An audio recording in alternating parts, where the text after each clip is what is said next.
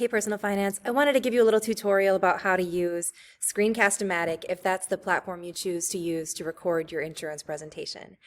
There are some things that I just can't show you because they're like menus that pop up on my screen that you won't be able to see because Screencast-O-Matic isn't going to show you what I'm seeing like in my menus that I have to choose from. But I'll kind of tell you about it, and you can find these things when you open it up on your own.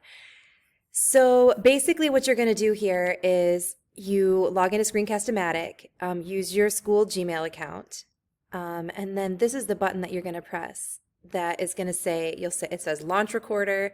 It's going to take a second. You might have to give it permission to record. It might not need permission, but one trick that I have found, and you won't be able to see this either because it only shows part of the screen, but up at the very top of my screen is a little icon that looks like a little bullseye.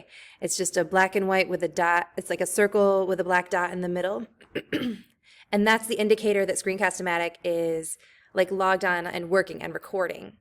So if I stop and restart this video, then what I would need to do to make sure that it can still record me is I have to like close it out completely and start it fresh. Otherwise it feels like it's like recording multiple things at the same time. So on a Mac, I'm going to double click or like right click on that and say quit. And that will allow me to like open it up again, basically.